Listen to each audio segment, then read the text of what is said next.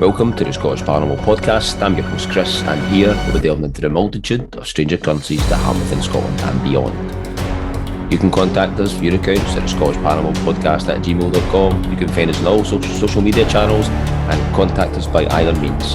Tonight's episode, we're discussing all things high strangeness and synchro-mysticism with Nathan Paul Isaac, who is the writer, producer and host of the Paranormal Podcast.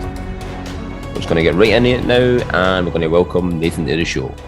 Thanks for coming to the show, coming on. And I'd just like to welcome Nathan to the show. So listen, it's good to have you on, man. And if you like, we'll just kind of get right into it if you want.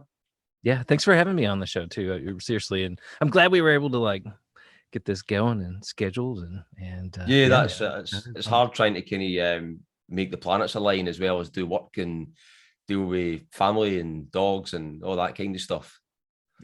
Yeah. So, before we, obviously you're the host and producer and writer of the Paranormal Podcast. But even before we kind of get into the Paranormal, what kind of got you into this kind of probably if it's synchro-mysticism or even just, I know you went down that route with doing the Paranormal, but what kind of got you into the high strangeness or like yourself? Growing up in I grew up in Eastern Kentucky. Where I'm right now is in Central Kentucky. Mm-hmm. So sort of when you think of like Deliverance or some of the more backwoods stuff, that's where I'm from, sort of the deep in the mountains. Yeah. And so growing up there were a lot of weird things, but also it's very secluded in a way. It's a very isolated region, mm-hmm. and both culturally, and geographically. And I think that cultural isolation led to me being very interested in things outside of where I lived, Mm-hmm. and there's just a lot of strange stuff. My family's been in the Appalachian area for, a couple hundred years. The family didn't leave that plot of land. So, mm-hmm. In Penny Royal, I talk a lot about the relationship between people and place. Yeah. And how that sort of generates folklore. And so a lot of that came out of hearing these weird ghost stories, these spook light stories, mm-hmm. Bigfoot, haints, all of these strange things. And in college, I studied philosophy and Eastern religions, and so so I've always been interested in Forteana. mm-hmm. Very early on, read Charles Fort's Book of the Damned, mm-hmm. and I knew about the meat shower here in Kentucky. So smart eye. all of those things sort of come together and really piqued my interest. And then, when we came down here, I went to college in Lexington, which is sort of the central part of Kentucky, where bourbon and horses, people are probably familiar with that region for that fact. But my wife is from Somerset and from Pulaski County. And so we moved down here to work with her family. And, you move down here, and again, it was like, I'm never going to move back to a small town. And this isn't, compared to where I come from, this is a very big place. The population's 60, 70,000 people. I come from a place with 2,000 people, so but in relative terms to Lexington, I could get Indian food in Lexington. I can't get Indian food here, and so there's a bit of a lack of cultural diversity. This is a rural area, and I was like, I'm never going to go back to another rural area, and so I did. But once I was down here, that's sort of trying to, not knowing anyone and really hearing stories from people as I met new people, and hearing folklore, and of course people like to talk about murders and all kinds of Yeah. the messed up stuff. And that's really sort of what started it. I already had an interest in all of this stuff, and then it just was like a slippery slope as we got more and more into this, that Mhm. it just involved us more and more. And well, I guess the more that we put our hands in the pie, you know what I mean? Yeah. We sort of ended up cooking it, or being the guys that were making it. So yeah, I mean that's kind of my background and how I ended up in this. Cool. So, like, going on to the Penny Royale, I mean, so for any listeners who haven't yet had the pleasure of listening to Penny Royale yet, can you explain, in kind of broad terms, what it's about? Yeah, totally.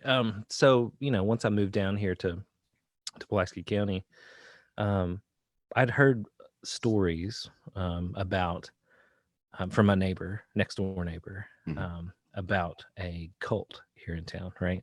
And it all started because when I was coming home from work, driving through downtown around the circle, and there were all these people protesting. They had these signs that said, you did it." And when I got home, I asked my neighbors, I was like, what is that? What are they protesting? And that's when they explained that there was a young girl in her, I think she was 20, 21, and her half brother, who was 4 or 5, were found murdered here in Somerset in 1994. But it was like a brutal murder, unsolved murder. And Dateline NBC here in the States has covered it, and there's a lot of press behind it. Yeah. But they've never found out who did it. And I was really intrigued, but they told me that it was related to a cult, that all these people in town were involved. And I was like, man, this is crazy. Like I couldn't believe that. So, I love to research stuff like this, as I'm sure a lot of people do. And I started, pulling newspapers and asking people. And what I ended up, and that really was the impetus for the podcast, because I knew there were a lot of strange things. People were telling me stories of UFO sightings, and there's the Keno monster here in town, like Bigfoot sightings, just all kinds of weird stuff. And that stuff was mounting. And the murders and occult, I was like, I wonder if there's some weird relationship between these things. And I just started to record. I hadn't done any podcasts prior to Pennyroyal. But I've done a lot of work with video and filming music videos, and had a studio above Jarfly Brewing. And so anyway, I had the studio where we could produce this. I started recording interviews with people because I was like, man, there's a lot of weird stories here. And then it seemed like the stories were matching up, that there were connections between things. And ultimately, there's no cult. I don't think there's a cult, but that doesn't mean that there are people that aren't doing certain things. But the original story that kind of started me down this path, eventually we found out that it was 3 different stories from 3 different murders had been blended together into this crazy thing. So I'd sort of tracked down how this story had progressed over time. It became what I heard. And that's really what the accepted story is, though. That's the local folklore. People believe that's true, but we found out it's not. But there are elements of truth in it. But while that was all going on, I'm sure people are familiar with Hellier, Greg Newkirk, Dana Newkirk, and crew. In the second season, they ended up in Somerset. And they had also, the reason that they revealed to me during this interview, they wanted to talk to me about just general strangeness here. We didn't know they were even filming the show at the time, right? And they talked to Kyle, who's an associate producer on Pennyroyal, Kyle Cadell, and he runs the Paranormal Museum here in town. And that was another thing that was strange. It was like, how many towns have their own paranormal museum? And so Kyle, we sort of met because I was looking for those kinds of stories, and I thought everybody's going to come through his doors and tell him a story. So anyway, they knew Kyle. Kyle had been at conventions with the Newkirks, and so when they were in town, they talked to him and then wanted to know if there was anyone else, and he recommended me. So we ended up talking, and that's when they revealed that they were down here because they had heard these stories about Occult, right? Mhm. And I had kind of walked them through some of that stuff. Well, at that point, I didn't think there was a cult, and kind of had dismissed it. But hearing them tell me these things, I kind of flipped out. And they, I think they were shaken as well, just because it was so strange. Yeah. And after that, I was like, well, do we need to look into this further? And it was like, from that point on, once we really started asking questions about, you know, was there a cult? And then we found the woman named Pamela, who's telling us that there is a cult, and it's at this Mount Victory mine. Then Yeah. we look at the Mount Victory mine and find out that it was owned by Spiro Agnew, vice president to Richard Nixon, Mm-hmm. with this shady attorney here in town who had a book written about him called Dark and Bloody Ground, Mm-hmm. and that they had sold that mine to a guy named Alexander Gaterma, that the New York Times refers to as Mr. X, right?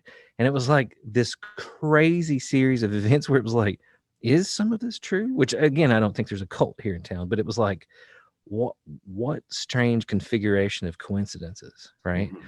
And when Hellier the TV show came out, when in the second season, and they revealed all the Pan stuff, Mm-hmm. the rebirth of Pan that Jim Brandon, who's really Bill Grimstead, wrote, and then this connection to Pan on our side. I was working on a film with an artist named Dan Dutton, a very famous artist here in the States, and in his work, his opera that we were trying to recreate was called The Faun, which is based on Pan, right? So it was just weird that they were here doing this Pan ritual in a cave. Dan and I were working on doing a Pan ritual and filming it as part of this art piece in Elkhorn City. And then you find out Elkhorn City, that Hellier is a suburb of Elkhorn City. Mm-hmm. The address of the house that they go to in Hellier is actually Elkhorn City. It's that zip code, but it's not in the show. But it was a weird confluence of things. And so, after that, we found all kinds of weird stuff with a mental institution here in town called Oakwood, that was founded around the same time that Gaterma was here. Mm-hmm. And Dan Dutton had an experience there. There seemed to be channeling of entities. And we found all these documents about a court case from the state of Kentucky against Oakwood, where, and this was in the official documents, a witch cult was operating in the tunnels beneath the facility, and they were burning symbols into the backs of these patients, right? Mm-hmm. And then finding these stories of that there was a group of patients sequestered from everyone else that were supposedly high functioning savants, that we interviewed people that told us that they were inhabited by these alien intelligences, right? Mm-hmm. And it was the Space Brothers story, that they were trying to help us. Yeah. And then Dan Dutton went to teach them painting lessons and doesn't remember what happened, and it was like all of these things independently were coming together, all of these weird interlocking pieces that's really what the first season became, was documenting all of those experiences as they unfolded for us. Mm-hmm. And so a lot of the second season is the continuance of that story, a lot of the story that I just couldn't fit in the first season, but also a lot of things that have happened since that have been ultra strange. At the same time, though, that the Hellier thing was going on with the Newkirks, and it was like a parallel investigation going on. Yeah, as well. And then and until they released the second season, we didn't know that it matched up so much. There really was. For me, I think that's the strangest thing out of all of this, right? Is whether anything with goblins is true, or anything with a lot of this stuff that we've heard here. It's like, it is super strange that whole Pan connection and them showing up here, and then Dan Dutton and I working on the Pan, the Fawn film, and that all coming together. I mean, it's total. I mean, to me, that's indicative of something synchronous happening. Totally, aye. To me, that's one of the weirdest things. The secret commonwealth was was the reason I started listening to your podcast. And I hadn't heard the Hellier. I think I'd heard the Hellier, but I hadn't watched it or anything. And I think I'd heard you on a podcast with Timothy Renner, and you'd mentioned, I'm sure you'd mentioned Pan and Secret Commonwealth in that. I'm sure it was something, and I had no long just bought the Secret Commonwealth book, right? Which is it's an odd book to buy anyway.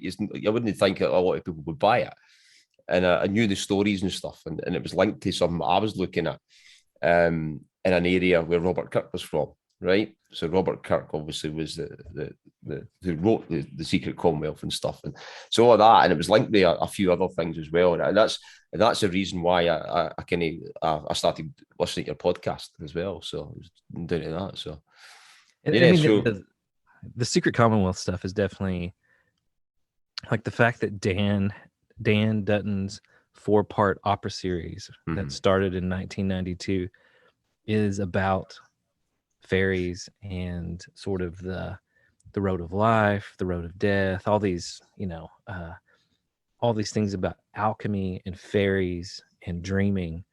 And that's what all that stuff's filmed. I'll have to send you some clips too of some of the Secret Commonwealth that he created. But it's just weird. It's weird that he was in this place and was already sort of mining that psychic sort of those archetypes here, and then it almost feels like, I don't know. I mean, was he doing that because of this place, or did this place attract people that were sort of involved with investigating those archetypes? You could listen to Dan all day long with the way he tells a story and the amount of detail he can remember about a story. He's a master storyteller. Yeah. Oh, it's unbelievable. I mean, you could just listen to him all day. Stories. But one thing I was going to ask you: do you think that Dan did remember more when he went to the asylum that he didn't want to allude to? I don't think so, because Dan, I cut the rest of the conversation that I recorded. That's a live conversation, like a really like when he told me that, and like I remember I started, you get that feeling in your chest, like a panic almost. And as he was telling me, in my mind I'm thinking, there's no way he's going to tell me that that something happened there. And as he's telling me, I'm like, oh man, I can feel my pulse, because I'm like, oh, this is one of those things that I'm glad I have the recorder on for. But what I didn't include in it was the fact that he really is sort of shaken afterwards. Like the rest of the evening, we were talking about the fact that a lot of his work involves memory. The Secret Commonwealth is also about memory, and so he also is a ballad singer, and so he knows the child ballads, a lot of the, like over 100 of the child ballads, and very few people know those ballads, and a lot of his work has been focused on that. But he has this intense memory, and so he's prides himself.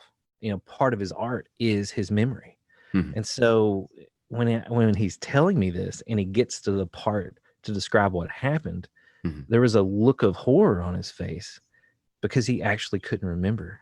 And he was like, later we talked about it, because it was like, I've never had this happen where, and he had never heard of any type of like screened memories, right? Dan's not into the paranormal, right? And he's never seen his work as paranormal. It's just the way it's just the way it's always been. And so it was a huge shock to him when I explained that there's this thing called screened memories, and it sounds like somehow that's been blocked out.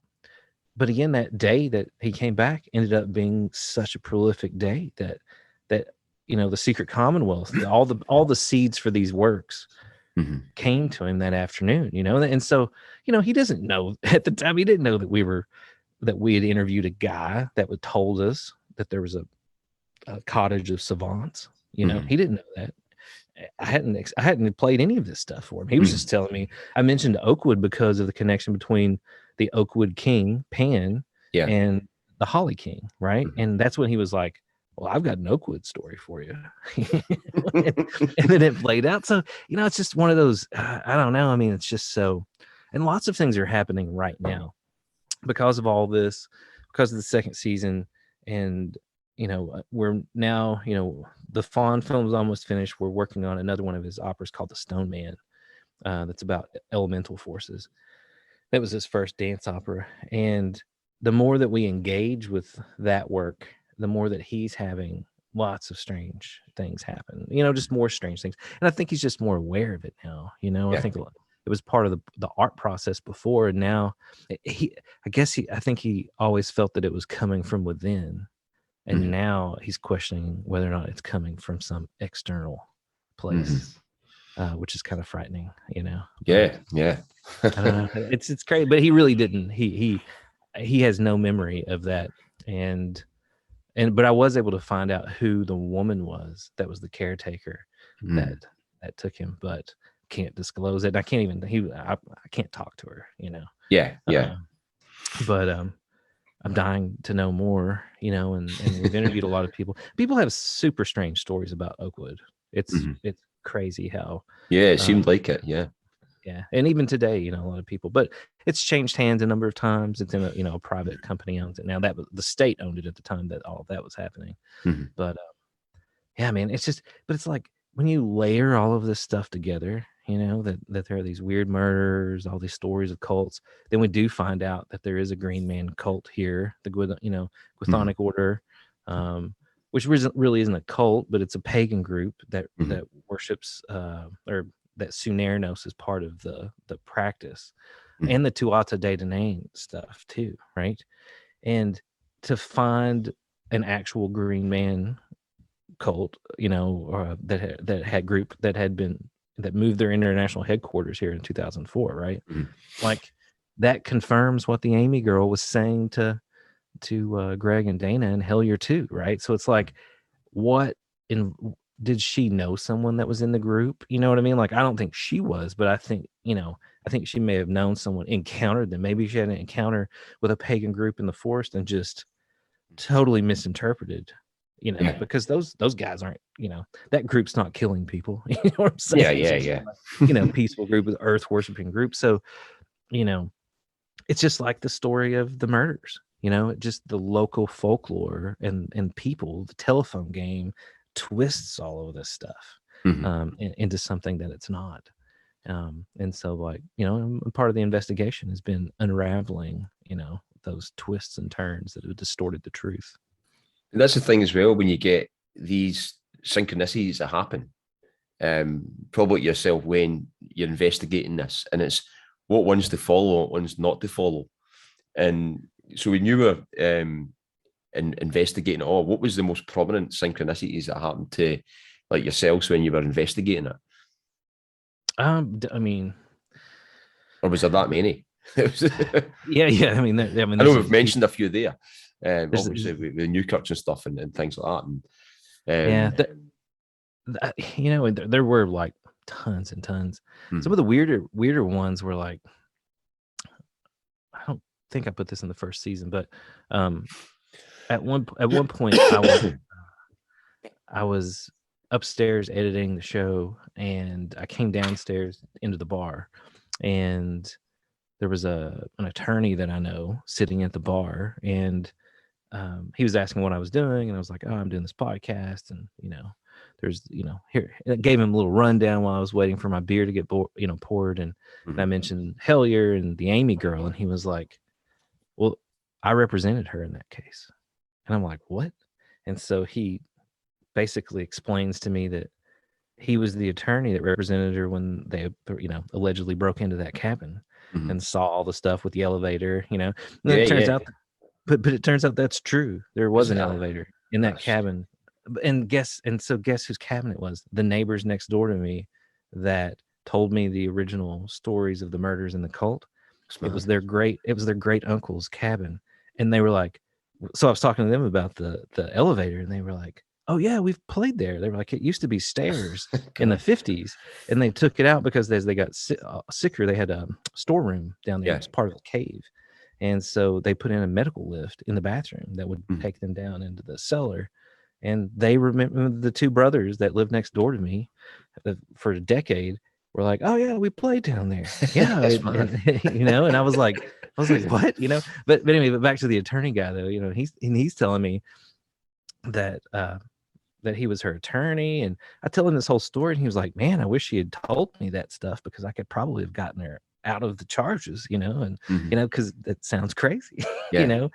And as he's telling me all of that, right, the bar's filling up, and it's like a Tuesday night or a Wednesday night in December, right, early to mid December, and like the bar's filling up, all these people, and it's never like that in the middle of the week. Yeah. And I'm asking him, I'm like, what's going on tonight here? And he said, I don't know, but these people look like prison guards to me. And I'm like, do you know them from work?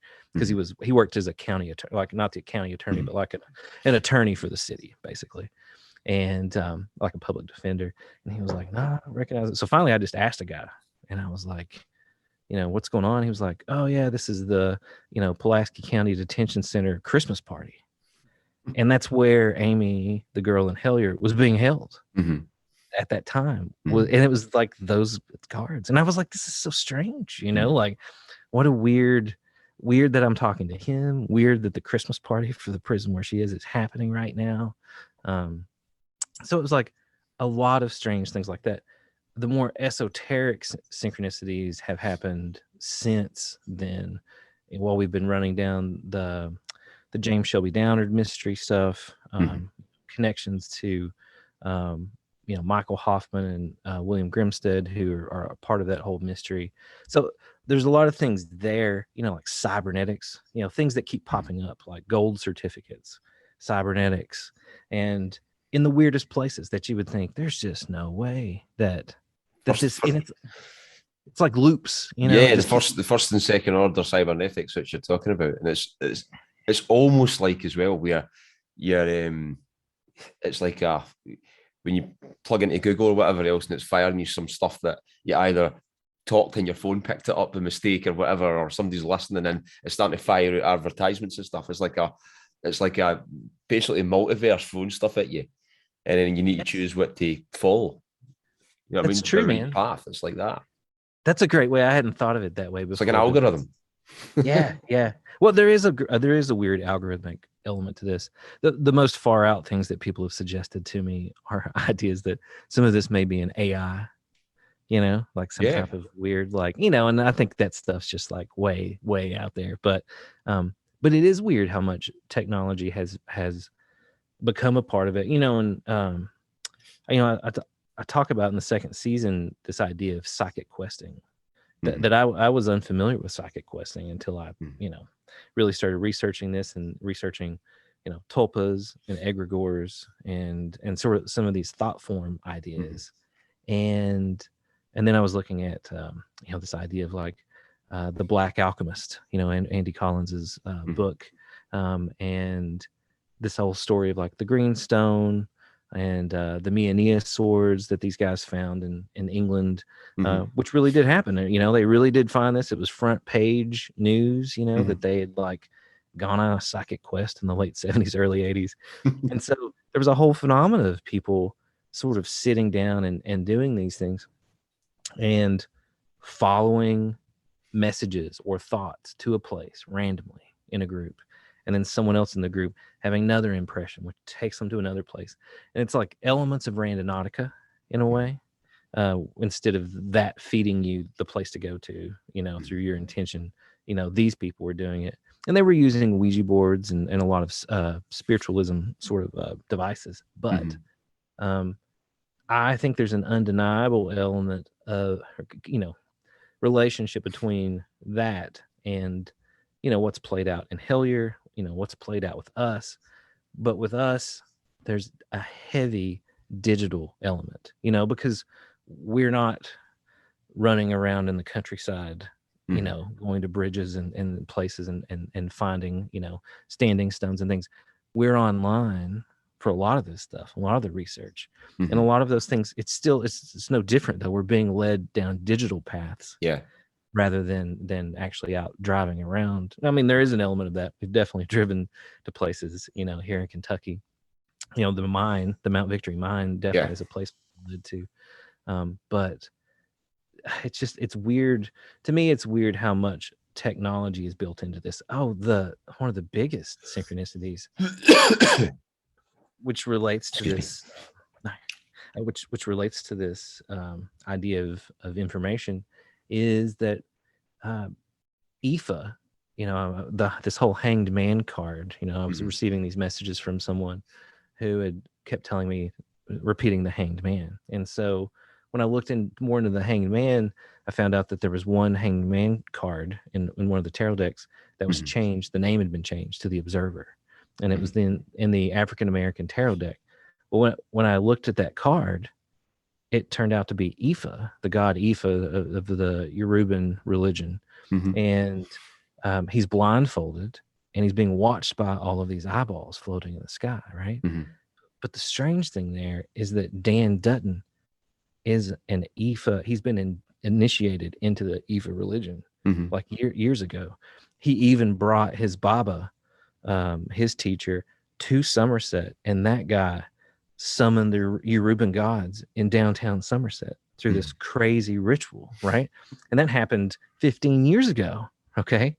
And so here's this card. It's IFA, it's the Observer, and we're researching all of this stuff about, second order cybernetics, and it all is centered around the Observer and the system observing the Observer, And I was like, well, this is super strange. And there's this element of binary code, that the IFA religion is where binary code was actually created. It was based on Ifa divination.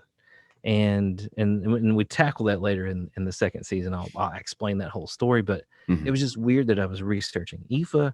I was researching binary code and how 256 encryption had come from the Ifa religion.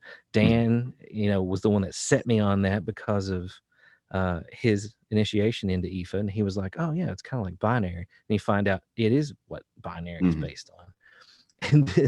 And then Claude Shannon's information theory and all these things that we were already studying, all wrapped into that. And then to find that tarot card where Ifa is the Observer. And again, it's like there's this heavy technological element built into at least our path in this whole mystery that to me is like, I don't know. Is there a time traveling AI or something communicating with the past? I don't know. Don't know. I mean, that's it. I mean, it's like when I think in all of these things, you're saying the whole kind of psychic quest, and there's going to be really, really small, subtle things that you could follow, and then you probably came across it yourself when you're maybe looking at something and you don't click until down the line. And I've had things like that. I mean, myself, and you've not really clicked until a good bit down the line, and it's like total just nuts. You know what I mean? Stuff. But it's funny that you're talking about the psychic quest there, because I done a podcast recently, and it was related to one of my own stories. But in that, they were talking about the same thing. It was like they were driving in a car, and it was like they need to stop here, and it was all to do with helping release spirits for somewhere. And it was like they were just on this quest, and they were driving and going to different bits, and it just seemed like that. So that was only recently, but it was quite mad. But that was related to, like, it was I was there actually to record a bit of a story about to do with something that happened in my own family, and then this kind of came up as a part of it kind of thing. But it's just quite mad. So into season 2, obviously with the psychic quest, you probably think it's a bit of a psychic quest, or would you say it's an initiation kind of process as well, or would you think it was that? Or I mean, I think so. Well, at least that's what a lot of people, I'm not a practicing magician, or obviously I research a lot about magic now, and occult practices, but a lot of people that are magicians or magical practitioners of some tradition have said to us, like, well, this seems very initiatory. The experiences you're having seem very initiatory.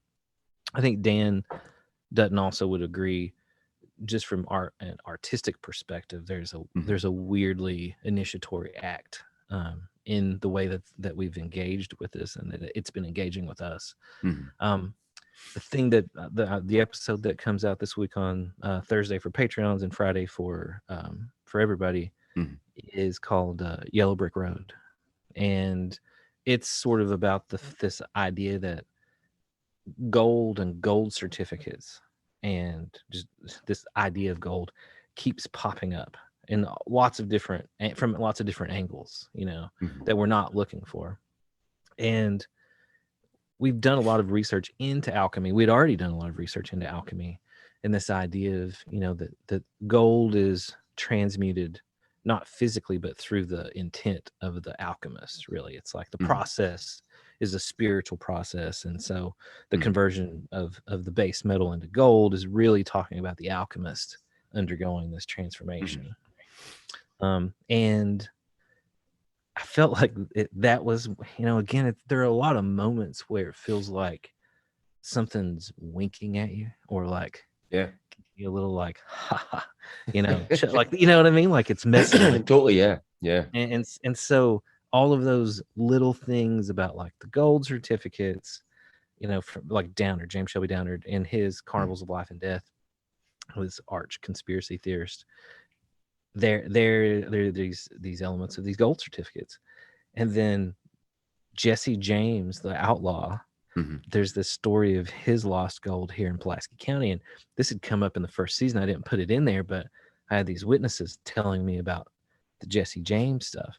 Well, he was supposedly hidden, right? He hid the gold here and then fled even further east, and he was hidden by the family, this family that lived on a place called Potter's Mountain. And it turned out that Johnny, that Dan encountered in Elkhorn City, right, that his family was the historical family that had hidden Jesse James after he had hidden his gold, right?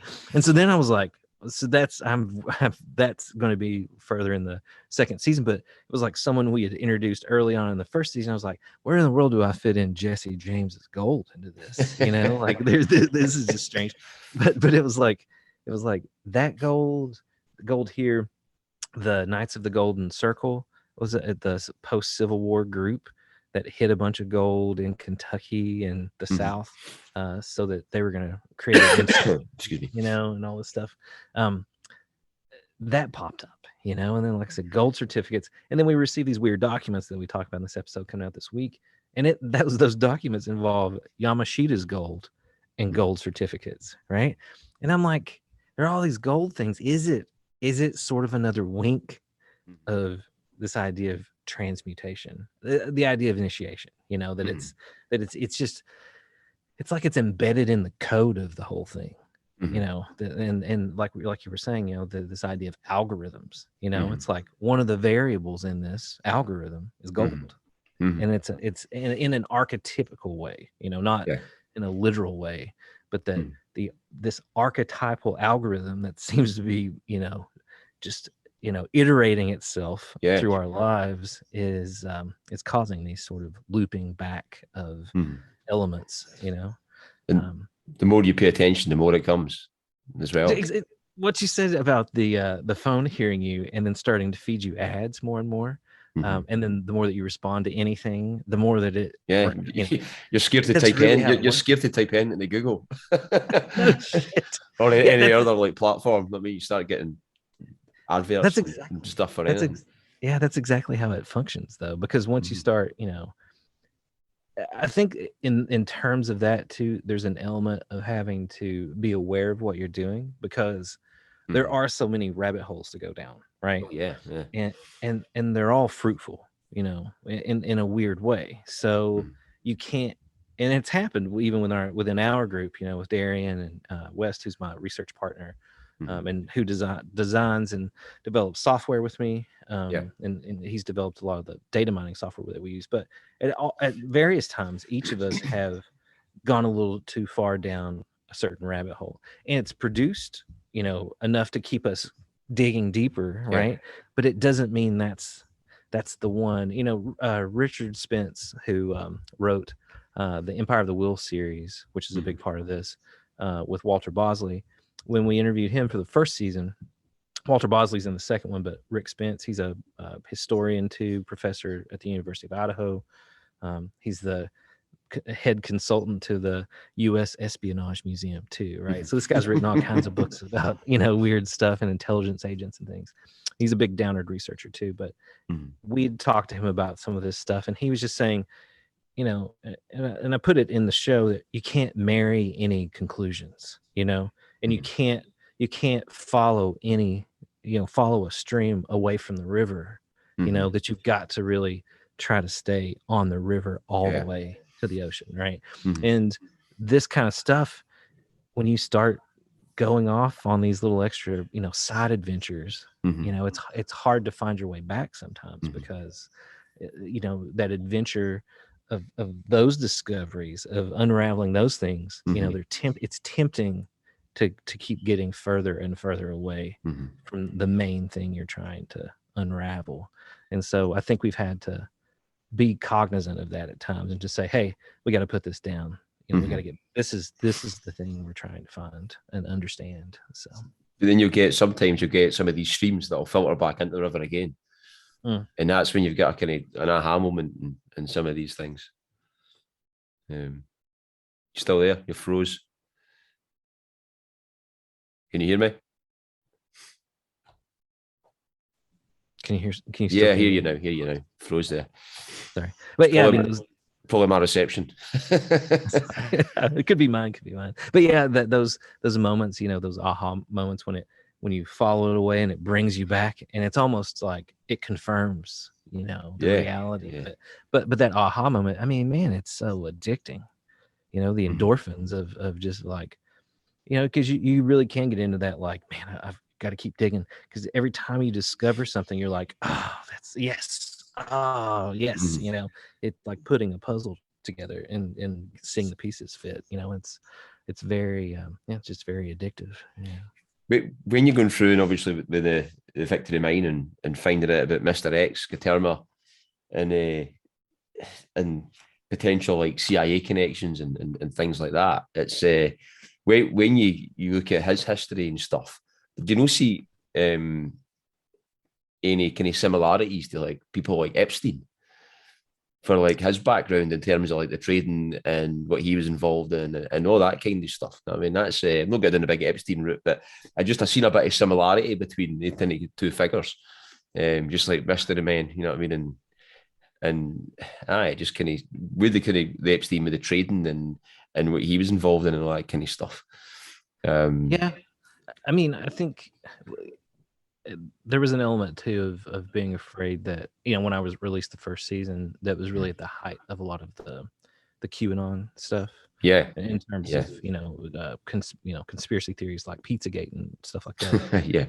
So I, you know, I had some concerns that, you know, I didn't find a child sex cult here, you know, that was murdering children.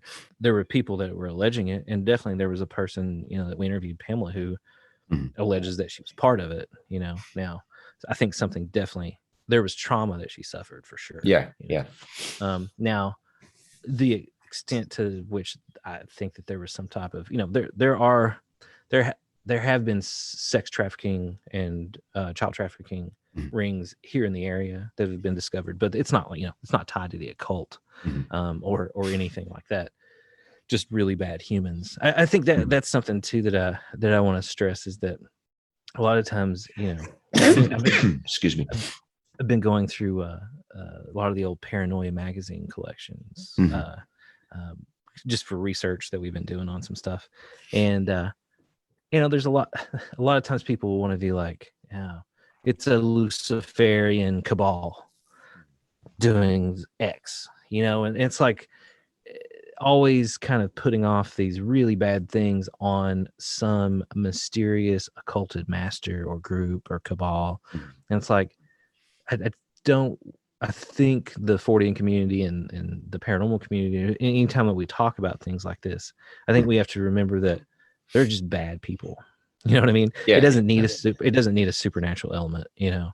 In fact, we shouldn't look at it that way. You know, I mean, you know, Epstein's a, you know, regardless, you know, there was a crazy sex scandal in England called the Profumo affair, you know, back in the 50s and 60s, I think. And that involved, you know, child sex trafficking and some magic and like a secret society. And like that was a real thing, you know. There were a lot of politicians caught up in that. Now, you know, I don't know. The Gaterma stuff, it is weird that this woman's telling us that there is a cult there, that all these things were happening, and then we find out there was an international man of mystery there. You know, I mean, like that's one of those things that I can't reconcile. But you know, in terms of was there a group here? You know, the original story that I heard, right? That there was these sex parties and stuff like that. You know, none of that was true. The parties were true, but the element of magic and secret societies was not true. You know, I was there's a lot, mainly you know, kind of, sorry to cut you off. I was mainly kind of meaning like the financial side of it. It was mainly for like the financial side of it in terms of like a term. It seemed like somebody, regardless of what was said in terms of the sex parties and stuff like that. I was mainly meaning the money side there, because it seemed like he was maybe a front man for London money for the CIA or something like that. You know what I mean? And that could have been the same auspice for like Epstein as well, because he basically managed to get all these dodgy trades, get in there and just be really, really successful in it. And I totally agree with that. And there was a weird connection that we didn't put in the show. I think we might have slightly touched on it. Steven Snyder, who's in the first season, he's in the second season too. He's a podcast called The Father. He's a parapolitical researcher. Again, I'd never even heard of a parapolitical researcher until we started getting into this. You know, there's a lot of new things for me. You know, but he's been working on a book. I think he's since published parts of it, but about the connections between Trump and some of these things that were happening, right? Yeah. But one of the craziest things we found was that Gaterma he was one of the owners of Trump's first casino he ever purchased, right? And it's tied into a group called, I can't think of it right now, something international. But that group turned out to be an international front, for real, not a conspiracy theory. Turned out that they were a front for money laundering for the CIA. And they were co-owners with this casino that Gaterma was involved in. You know what I mean? And it's like we kept finding weird intelligence stuff with Gaterma. And yeah, man, I mean, getting all of those documents from the FBI, you know, that regarding Gaterma, I was like, holy crap, you know, like, you know, 1,600 pages of documents. And it's like the guy never went to prison, you know, and he rolled on some like very powerful people and didn't go to prison, continued on, but he ends up like, why would you end up in Somerset, Kentucky? And then, but the mine you purchased was owned by the vice president, you know, like it's a it's a weird thing. It's like, what are all of these people doing here? And then when we found all the stuff about like Charles Hayes, this CIA agent, which we didn't put this in the episode, I don't think, but that just aired. But there's this whole thing where he flew, Charles Hayes flew Fidel Castro to the United States in his first visit to meet with Nixon, right? And it's in a book that's not about Chuck Hayes. It's a book about another guy. And the researcher's like, it's an offhand comment. You know, it's like a little paragraph, and it's like, oh, the CIA pilot Chuck Hayes from Nancy, Kentucky. And it's like, you know, all these people are saying this guy's not a CIA agent, but he keeps showing up in all of these weird chapters. But again, it's like, what's that guy doing here in Pulaski County? You know, why are all of these intelligence agents here in this one area? You know, and then like, why is all this weirdness happening here too? And then I've talked with some other researchers who said that that's one of the strange things that they found is the more that they looked into particular areas of high strangeness, the more that and specifically high strangeness, you know, not just paranormal activity or the occult, but like truly high strangeness. They often start to uncover the involvement of intelligence services in the area. So then you have to ask the question, is the CIA and some of these other clandestine groups, are they hip to the high strangeness? You know, do they know that it's actually part of something else that they're also interested, that has some strategic value that we all don't understand yet? You know, I don't know. I mean, it's just so strange, dude. And I swear to God, every time we're like, there is nothing else to find. It couldn't get weirder. It always does. It always does. You know. Is there any time during the investigation, we doing like season 1 or like into season 2, is there any time you thought about stopping because it was either maybe you thought it was too dangerous, or because it was, I don't know, probably I'd say because it was maybe too dangerous, or because it was getting too weird? The first time it happened was the when we talked to Greg, and because at that point I was like, there's no cult, we need to back off that, let's focus on the paranormal stuff. And then when they came and told us that stuff, I was like, okay, maybe if I put myself and my family in danger over a podcast, just because having an outside group tell me that a woman from town had contacted them and given them enough evidence to make them come to Somerset to check it out was weird, because I was like, well, maybe there is something to this. Again, it turned out to be a way stranger thing, but when there were some signs that appeared around town after the first season, a couple weeks after it premiered, and that was a little disconcerting because again, it was one of those situations where I wondered if there were some people that might be genuinely crazy, or not interpreting things the right way, that might show up, or you know what I'm saying. So that made me a little scared. The only other thing has been this episode this week that we discuss is really the first time that we've publicly talked about these documents we received, and that were really strange, and they do seem to contain what for all intents and purposes looks like true international financial, that kind of stuff, where it's like, are these the bank accounts of people that would not want this stuff out there? Now, we're not putting any of it out. I do also want to say that lots of people at this point have seen those documents. So if someone were to decide to come beat the shit out of me, these are public, if you take me out, they're still out there, you know what I mean? There's you're not going to gain anything, right? There's not a dead man switching or nothing like that. They're out there already. Right. It's like there's only one USB, but they're out there. But what has concerned me a little bit is talking about this stuff, because a few of the people that are involved in it are still alive. They're older, but they are still alive. And I think the documents probably were part of a fraud that did involve former intelligence agents, right? That were running a scam that they've actually gotten caught running previously. But then you got to wonder to what extent some of the documents are real, like maybe it is some stuff from an operation that they ran, that they took, that they've mixed with these other fake documents to try to sell this in a scheme, and because that looks like what it is. But that still worries me just to even talk about some of this stuff, just because, maybe someone's out there and they didn't get they just don't back up again, or things. Just don't why, and so I don't. I think anybody researching this stuff, there has to, and again, I don't say anyone's name, been very careful. And the person that provided the documents, we've obscured their voice, and so it's an interesting episode. It's a weird episode, because it's the Yellow Brick Road episode, I even talk about the Wizard of Oz and Pink Floyd and playing the album together, right? But it is just one of those things where that and the Chuck Hayes stuff, the intelligence. That was interesting. I've never heard of these stories before. I mean, with the fifth column and stuff like that, it's absolutely nuts.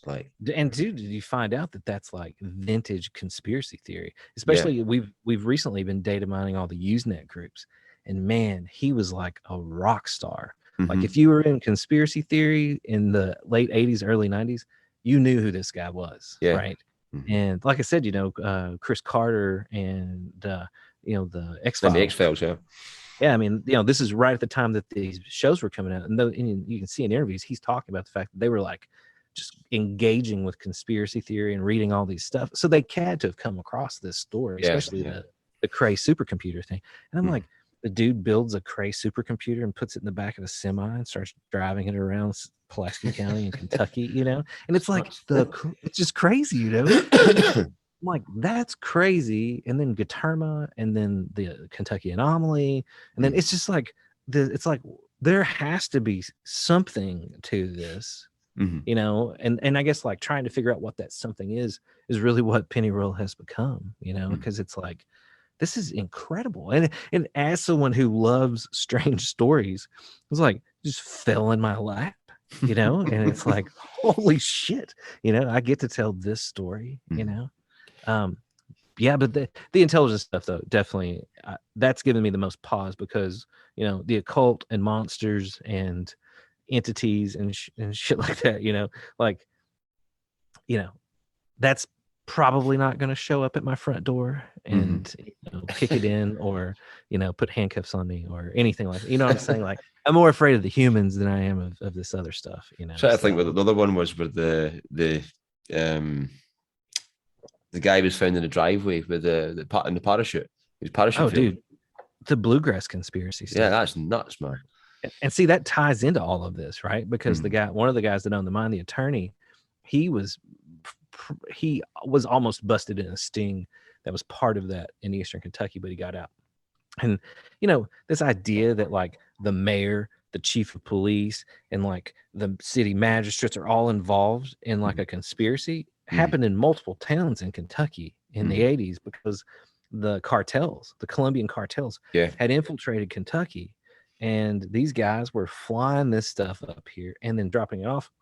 But the other thing that's crazy is like that's absolutely true. Yeah, that's not a conspiracy. That happened. It's not. Yeah, and the Andrew Thornton guy that was involved in it, he was a CIA. I mean, he got busted breaking into a naval base, stealing rocket launchers again. And here you got Chuck Hayes, right? What are the odds that these guys didn't know each other? And the same thing with like Gaterma being here. What are the odds that Gaterma and Hayes didn't know each other? It's just the personalities are too big, but.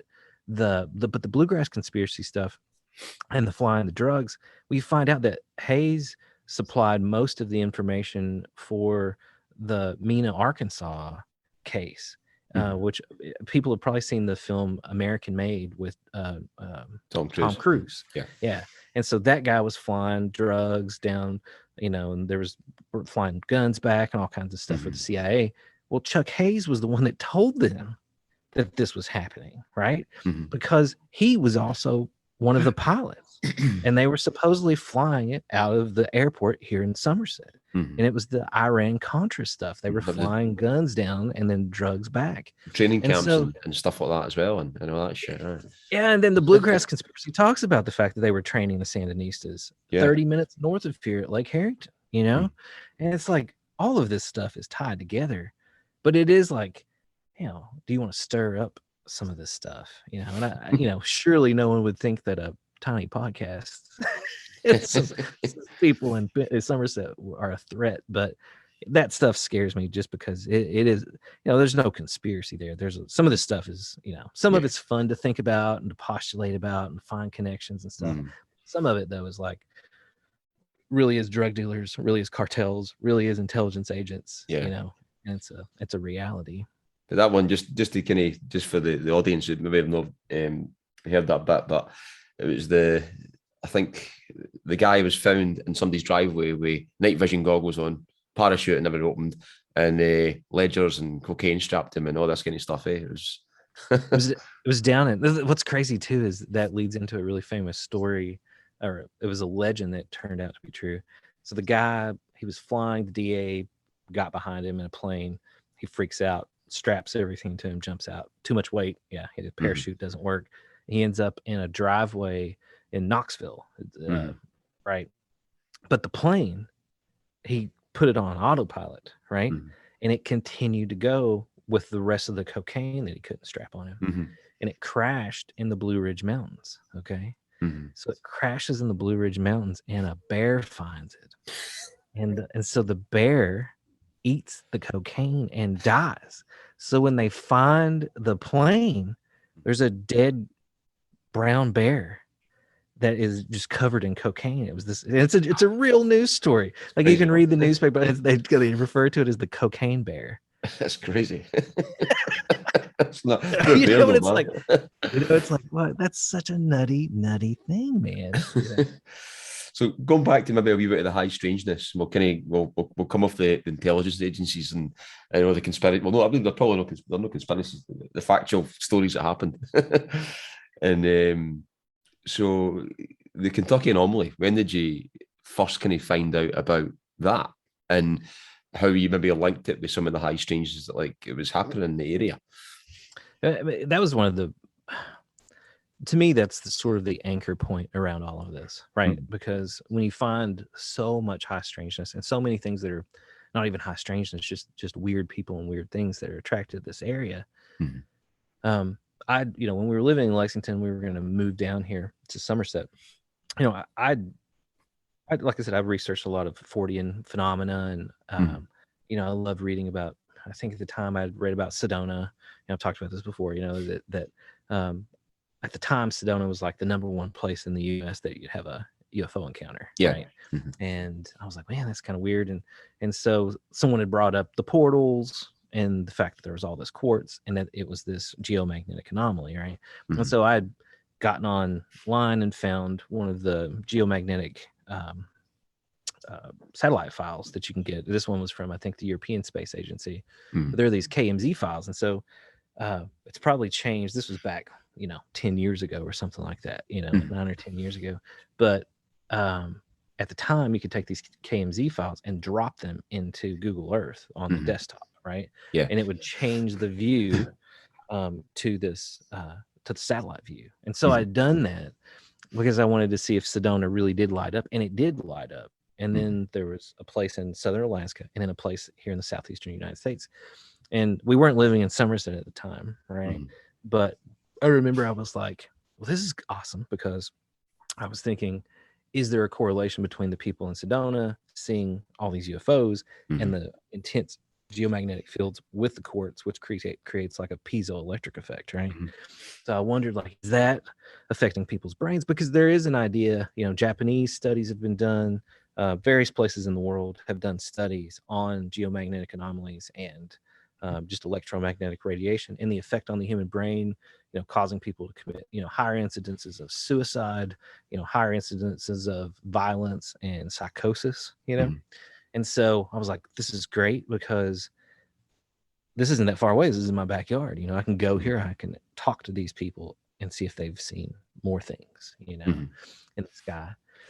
And then when I zoomed in, it turned out to be Pulaski County, Somerset, right? Where at the time, my girlfriend, was from. And then when we got married, we moved down here. I was like, here I am, I'm going to be able to like look into this, and so that was always like in the back of my mind, I'd found, I'd found that. And then when you look at it too, it's just so crazy, because literally it's Pulaski County is the heart of it, right? Where the most intense spot is.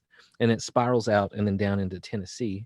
And once we'd released the first season, other people started researching this. And then there were a group of spelunkers, and they had gotten in touch with a guy that had done one of the geomagnetic surveys.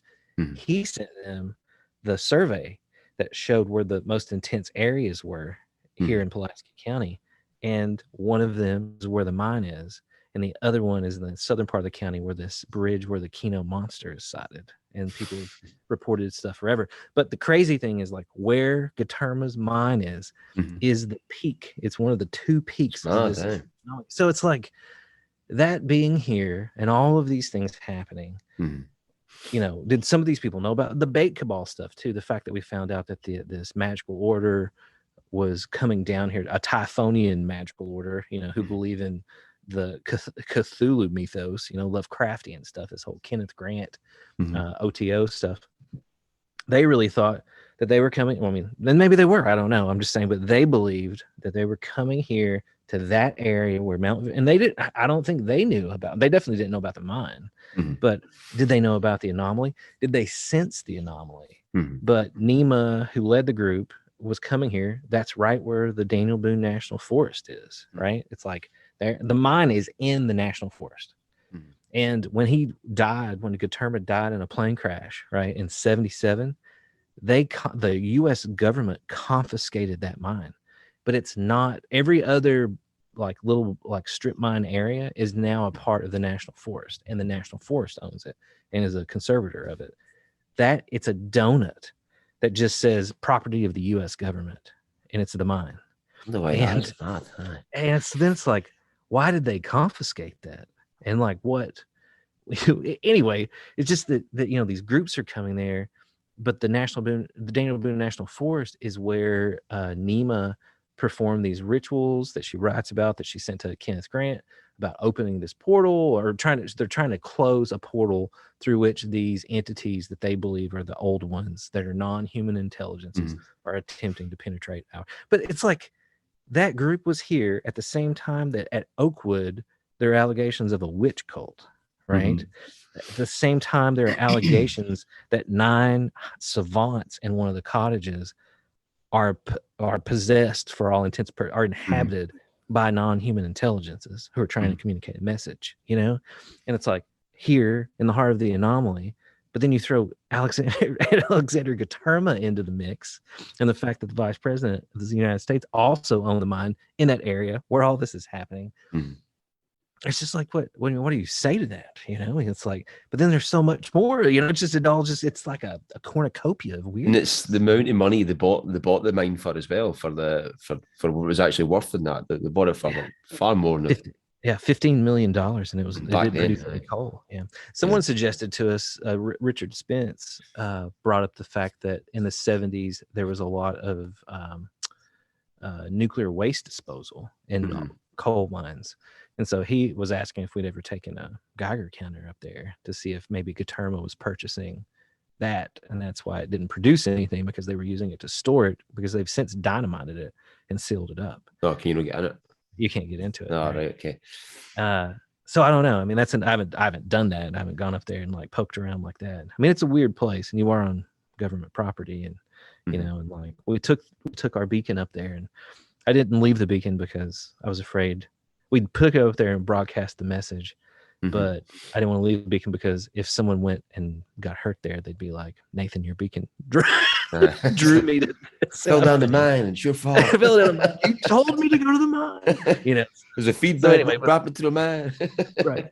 So he took that back. But yeah, it's you know, it's like this anomaly is here, and it's like there is this crazy history of violence in this specific area right here, and so you've got to wonder, is that higher propensity for violence because of the Kentucky anomaly?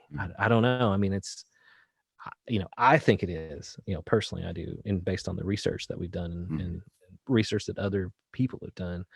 But it's just, so there's even weirder stuff than that, you know, that someone told me, which I haven't had time getting all the second season stuff together.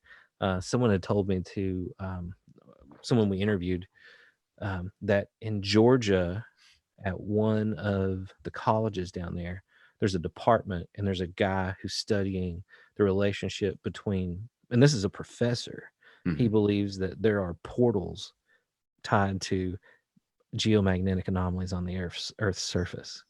And they were like, you've got to talk to this guy, because he's been researching this for years, and he thinks that it does create some type of spatial distortions.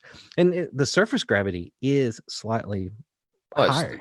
The one where the Kentucky anomaly is off the chart. It's compared to, you do get anomalies everywhere, and some are higher than others, and the Kentucky anomaly is like off the chart. I mean, it's like when you look at the peaks too, like they do a 3-dimensional map. It's so high, truly the Van Allen belts dip down to touch it. I mean, it's this intense magnetic anomaly, but it's so intense that it does distort and it's not like gravity's it's any different for us, but I'm just saying, but in terms of surface gravity, you know, there's also a gravitational anomaly that's associated with it. But I've had weird stories from people that I interviewed that I didn't put in the show, where the only paranormal thing that happened to them was that they walked into a room in their house and an item floated off the shelf and then fell in the floor, and that's it. Like they haven't had anything else strange happen to them, but they'll be like, well, that's one thing happened. And I'm like, but is your house having any other activity? No, nothing. It's like, is that the anomaly? Mm-hmm. You know, and absolutely, my wife had the experience with that thermostat, Mm-hmm. you know, and she's not into this stuff. You know what I mean? Like, she thinks I'm full of shit, you know, and my wife's the same. She just rather not know. So, right. Don't want to know. Yeah. So for her to tell me that she had that experience, you know, where there was a distortion. Could you just recall that experience? What it was? Yeah, we had just moved down here. I think we lived here for a couple years, and in the middle of the day, again, this happened twice, so I didn't record the times. I wish I had, you know what I mean? It's like I would have looked to see if there was a pattern, but at first I didn't think it was paranormal. But she walks out of the shower, second floor where we lived, and on the wall there's a thermostat, and she saw it in the middle of the day slide like 3 feet over to the left, then a couple feet down, and then it bounced back into place with this like whoa, right? So she thought she was having she didn't think paranormal. She thought she was having a brain aneurysm or something, you know? And so she screams for me. I go up there and I'm like, you know, things on the wall, it's fine. But she's telling me about this distortion she had. And then she like lays down for a while. And that was kind of it. You know, it was like, well, that was kind of weird. But then I think it was 2 or 3 years later, the same thing happened again. And again, I wish I had recorded when the first one happened, you know, to know what time of year, what time of day. Exactly the same thing happened. And she saw it again. And, you know, that's strange. You know, it's like she saw a spatial distortion. But then next door, so the street that we lived on at the time, next door to us, the people that told me the story about the murders, and then turned out their family were the ones that owned that cabin, right, at the elevator. On the street where we live on, a Freemason in the house that Darian moved into, he moved in a few houses down from me. A Freemason committed suicide in full Freemason regalia in the living room, right? Which was weird, right? Then there were 2 twin boys that shot each other in the house, like across the street, accidentally shot each other, right? Then the guy that edits our show, he lives 3 houses to the left. The house, and everybody kind of like moved to this street together. The street that he was on, or the house he was in, it turned out, you know, he was at some city council meeting, and this doctor comes up to him that lives on the street, and he's like, oh, you live in so and so's house? And he was like, yeah, we just moved in. He was like, yeah, that's the house that the twin girls who saw angels come out of the floor that would tell them the future lived. And it turned out there were these there was twins that shot themselves in a house that were just a few houses down, but then these twin girls that would see these beings of light come out of the floor and then would reveal prophecies to them, right? And that was in the 60s, 70s. But I'm telling that story to the neighbors that told me all this other stuff. And the son, one of the brothers, reveals to me privately, but later was allowed me to like talk about it, that when he was a child, he had seen these beings of light come up out of the floor in their house. And so then you got to wonder, is that connected? Are we on some type of peak, you know, in the whole anomaly, or some type of shift or something? I don't know, but it just was weird that all of those things were concentrated in that same area. You know? No, that's mad. It is mad. I was it's quite interesting because as well, you always hear anomalies, and you always hear there's always like UFO activity and strange activity running about magnetic anomalies, and it's like a kind of common thing that people in the paranormal like know about. If it's true or no, you don't know. But there's a place down the coast of England, and they got loads of kind of UFO and light phenomena reports and stuff like that. And one of them, there's a base down there as well, like it's a radar base. It's called Staxton Wold. And I'm going into the story because it's to cut a long story short, right? So they've been had phenomena for years in this one place. And there's a guy now, ex-CIA, called John Ramirez, who is kind of involved a wee bit in the disclosure kind of process that was happening with the UAP in America and stuff like that. He's an experiencer who's came out of the CIA, used to working on the kind of radar information, and he's trying to help people basically have the right terminology to get better FOIA requests and stuff, right? So what actual agency they need to go to and what they need to ask for and all that kind of stuff. So he's helping with that. And he knows a lot of stuff about radars and stuff and capabilities. So the whole thing with the UAP is like there's certain types of radar that can track them and all that kind of stuff, and or even attract them rather than track them in that. So I was asking about Staxton Wall because they can. I was asking just via message on Twitter about the capabilities of this certain base, and he was talking about it because they could do X, Y, and Z. And he was going through it all. Some of it's over my head, and then he says and ask about it about the attraction of it, and he says, well, he just was talking about this is just in type, obviously, right? Talking about the radar, and he says, well, I don't know about the UK, but I know there's magnetic anomalies elsewhere. Like there's one here and one here and one here, kind of thing. And we do know, like down that bit, there's a magnetic anomaly off the coast, in that kind of general area as well. So it was interesting they said that, you know what I mean, come from his background and where he is and stuff. Yeah. So digressed a bit there. Sorry, not got you. No, man. No, I definitely think that there's a relationship there to what's happening. You know what I mean? It I think it's undeniable that is part of the phenomena of whatever it is. You know what I mean? It's just I don't know. I mean, that's the thing. It's like like that guy knowing that stuff. You know, it's like what piece could he really put? You know what I mean? He might be like, oh yeah, you know, here you go. Here's this. I don't know if that's just his own research or from his actual past. You know what I mean? But he knows a bit. He knows a bit anyway. Just see if I'm going to cover any other questions I was going to ask you in this. So, so just maybe I'm going to cover kind of some stuff about, obviously, covered a bit about the geomagnetic. Crowley in the area as well. Alistair Crowley. I mean, he was prominent kind of visiting the area and going by as well. And it seemed to draw a lot of cults in. Potentially could have been an anomaly or whatever. Well, that was weird. That was weird too, for sure, because again, none of us practice magic, like we're not in the OTO or any group like that. But once we started researching this stuff and I started researching more about, obviously I knew who Aleister Crowley was, but more how I thought of Crowley was this, one of the popular sort of interpretation. I didn't know any of the stuff about his time as a spy. That he any of that stuff. And Richard Spence, who he did Secret Agent 666, which is all about Crowley as a spy, and Crowley really was going to all of these different Freemason lodges, and he was trying to get their magical doctrine, which I'm like, Freemasons don't have magical doctrines, right? But then we're talking to Marco Visconti, who's a practicing magician, but also a Freemason in London.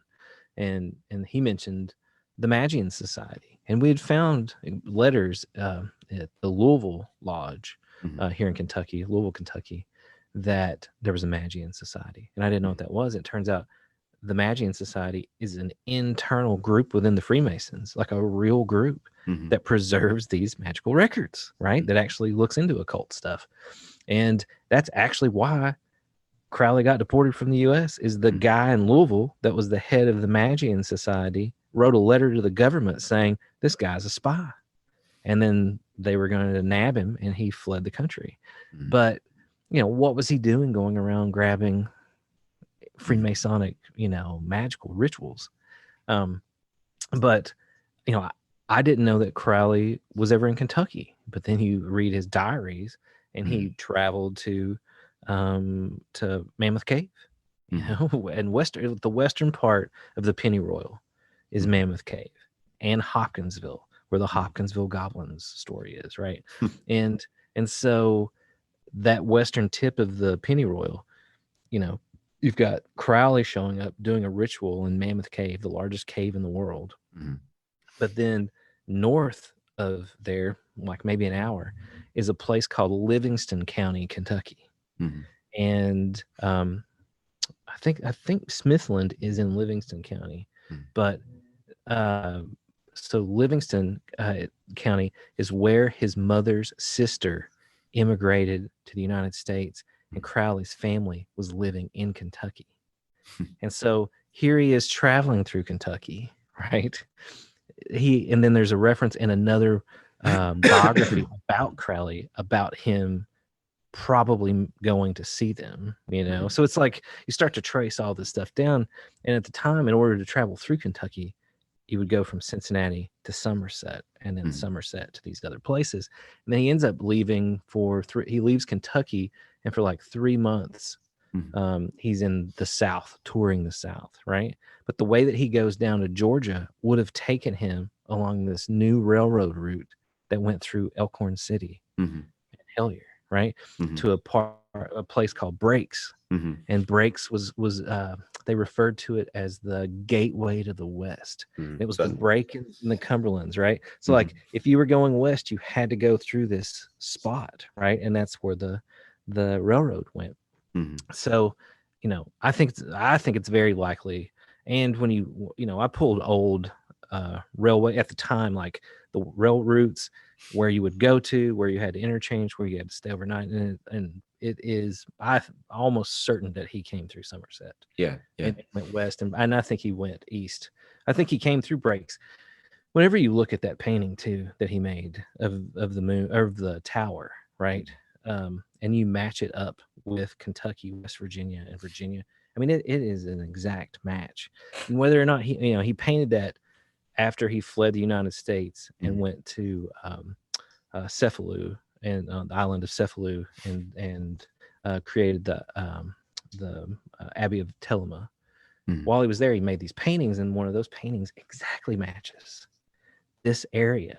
And there's a staff, and where the staff's head is exactly Elkhorn City and Hellier, and it's like just the way the whole thing is. It's so strange. So anyway, I definitely think that Crowley, with time and energy, that we'll even, you know what I mean, saying like we can lock down even more of this stuff.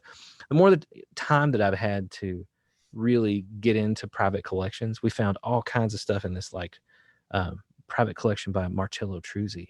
And we've uncovered a lot of stuff, and it's just like get the second season out, and then dive back into the research and see what we find. It's mad when you look at Crowley stayed up in Scotland in a place called Boleskine House, which was on like the banks, Loch Ness, and there's a magnetic anomaly up there which just encompasses Boleskine House as well. Oh, is that really? I didn't know that. Yeah. I didn't know that. You look at it, it's not as intense as the Kentucky anomaly, but it's a prominent magnetic anomaly that encompasses. It's basically on the kind of outer edge. That one of the just kind of only anomalies up there was Boleskine House. You know that's where the child ballads were born too, right? Like the no, I don't know that. Yeah. So while Crowley was living on Loch Ness, obviously there's the story that he may have summoned the Loch Ness monster. People believe that. Yeah. The whole dragon thing. But truly though, while he was living there, the family that was collecting the child ballads, right, the actual collection, were at the lake, and the child ballads, Gardner was involved in it. So Gardnerian Wicca was born on the edges of Loch Ness at this family. I cannot think of their name. They were the ones that formed the Scottish Special Forces. Forget the family name anyway, but like the special forces in the world came from this family who specialized before there were any type of specialized like special forces things. They like trained this and had a heritage of this, but it was at their home where these were collected, and Gardner was involved, and people speculate that Crowley was involved, and that modern Gardnerian Wicca is based on the child ballads, but based on Crowley's interpretation of the child ballads. And it's very controversial because people are like, no, there's no way Crowley could have helped invent Wicca, modern Wicca, But when you read through the evidence of what this family had, the child ballads, what they were doing, the fact that he was 2 or 3 miles away at the same time, you know what I mean? And I know. And at the same time as well, you've got like, not even for there, you're just connections and stuff, but you've got like about 30 miles as the crow flies for there. You've got a mountain called Devil's Point, used to be called Devil's Penis with the Celts, right? And there's all kind of strange stuff for that. Next to that's another place called Ben McDoo, where you get the story of the big grey man, which is like some kind of entities being seen. Crowley was a mountaineer as well. And he was part of the kind of mountaineering club and all that kind of stuff. So he'd have been up the hills and stuff as well. I mean, and there's an adjacent mountain, for Ben McDo, just next to it, which is pilgrimages for, I think it's like the Therium Society or something. It's like some UFO cult for the 60s and stuff, man. It's mad. I mean, no shit. Oh man. Yeah. There's loads of stuff. That now. Aye, loads of stuff, man. I love the UFO cult stuff, especially, we found some crazy stuff in an article that was written in the mid 70s about I guess it's not Leicestershire. However, I think I mispronounced it in the. Is it Lancaster? Is it Lancaster? Yeah. Lancashire. Is Lancashire? Yeah. I'm trying to think of the name. I'll tell you right now the name of the actual cult. What it is. I had it sitting here. 2 seconds. Oh, I think it is the.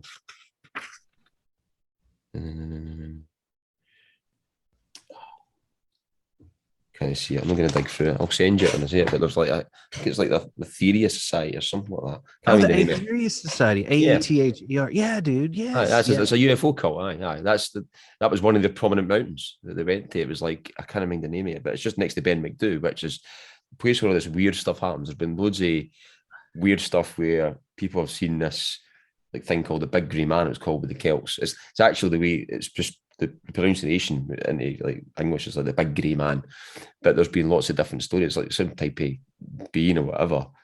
And then, but there's been other stuff where people have heard like music in the middle of nowhere, and it's like up there, it's like all quartz and granite and stuff like that as well. And there's just loads of stuff. I mean, you could dig into that. That's my kind of next protocol. What I try and get in up there. I actually went up during the summer and just had a kind of overnight camp myself in middle of nowhere and stuff. And I was at Knacker for the walk. I just fell asleep.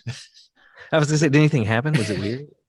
No, as I'm saying, just fell asleep. It was the thing. The thing was, it was like midsummer in Scotland, so we only had like it was like 2 hours of darkness, and it was light again. That's crazy, dude. Well, that group, the Aetherius Society, I think they were involved in. There's a group that was like Borderland Research Society or something with Borderlands science, and I'll see what I can find. I've got something on that. But yeah, dude, those guys were developing all kinds of weird spiritual technologies, like combining tech with spiritism and spiritualism, and trying to contact non-human intelligences. I mean, that stuff just fascinates the shit out of me, man. You know what I mean? Like, because it's like how much of this that's happening here is because groups were here trying to contact non-human intelligences. Feedback loop.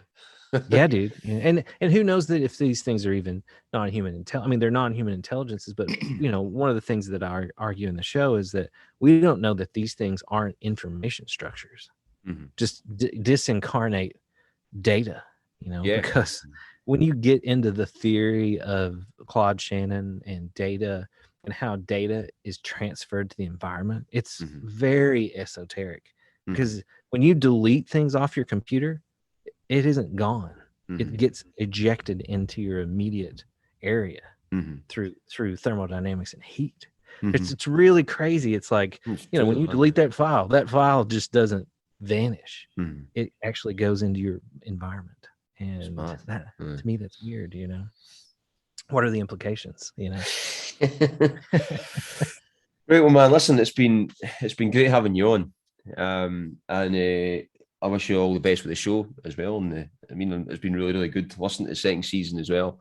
And I'll continue listening to it. So all the listeners out there, if you've picked up the Penny Royale podcast, I'll put it in the links and I'll put it on my page as well. Get listening to it because it's pretty good stuff. So have you got another? I take it you've got a podcast tonight or something like that. You're doing something else. Oh, we do our Monday night live streams for the lodge, right? For the Patreon. And so we get on there and we talk about all of our research that week and like what we've been doing. We've been really trying to involve everybody in it as it's happened. That's the only thing people have been in the lodge have on the Patreon have heard about most of this stuff. They haven't seen it all come together, into an episode. Yeah. But they've all been there when Monday nights we get on and we're like, holy shit, you know. So that's been fun, you know, including them, and actually a lot of stuff in the second season came from people in the lodge who found stuff or knew stuff.